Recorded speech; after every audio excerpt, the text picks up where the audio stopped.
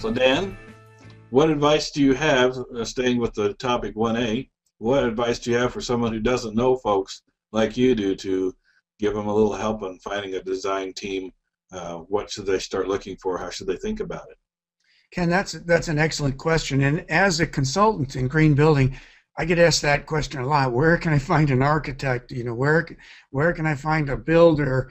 And it's really difficult. To be quite honest with you, it's extremely difficult to assemble a design team if you don't have any connections. And that's, I think, ultimately the key. If you live in an area that has a chapter of the U.S. Green Building Council, for example, contact them and look in their member list. It's often published online, so you can see the folks who are members of the U.S. Green Building Council in your area, and then it's a matter of just starting to call folks, and you want to bring into your team people that you get along with, people who are knowledgeable, and people with experience too. It's one thing to have studied green building or net zero energy. It's another thing to have built these buildings and also to live with them. I always suggest that if you hire an architect to do passive solar, make sure he or she lives in a passive solar home so they really know what they're talking about. There's no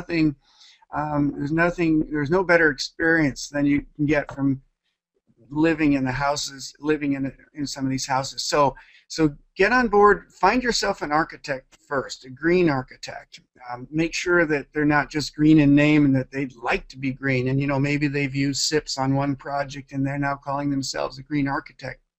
So find yourself a truly green architect who has the experience and knowledge, and then you can work with the architect to assemble the rest of the team. He or she could, for example, recommend the engineers that you might need, structural engineers.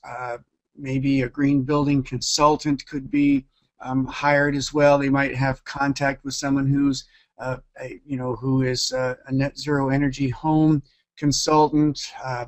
They can help you find a builder. And again, this is probably the weak link in this process, is the builder. I've seen time and time again clients who can't find a truly green builder, or they find one who says he or she is green, but they're all they've done is insulating concrete forms once in their life, and then they fight you during the whole process. Every idea you have, they go back to old ways. Well, I'm kind of uncomfortable with this. Let's do it my way. And they won't even say it that way. They'll say, "Oh, you can't do it your way. It'll fall apart, or it's too expensive." So they'll use all kinds of excuses to go back to the old way of doing things. So search very, very, very carefully for the builder. That's a key member of this team.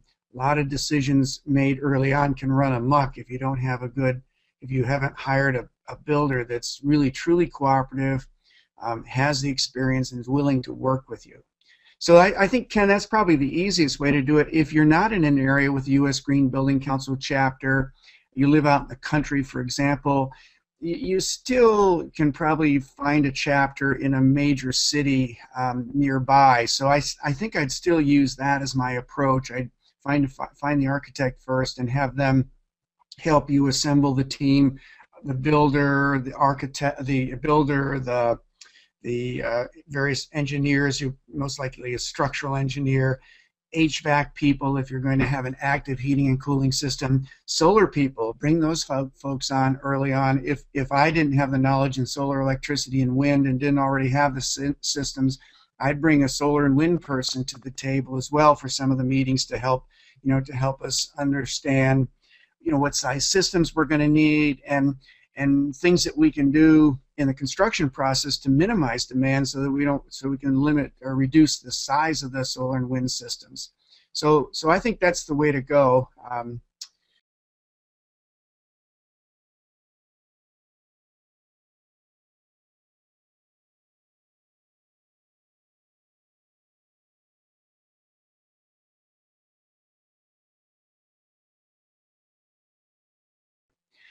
I hope, too, that we'll bring a structural engineer in here, possibly Tom Bruns, who I've worked with as well, out of St. Louis at Dimensions Inc.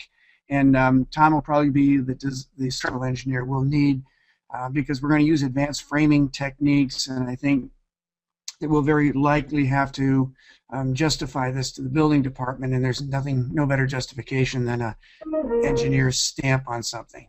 So that's pretty much it for the design team. I hope also to bring in the two gentlemen who are going to build with me, and Joe and Bill, and bring those guys in as part of the design team. They both are excellent builders, have extraordinary knowledge and skills, and Bill Miles especially, has a lot of knowledge about green building and solar and so on. So that, I think that's a key part of any design team, is to bring in your builder, even if they're not knowledgeable on green building, net zero energy, passive solar, and all that.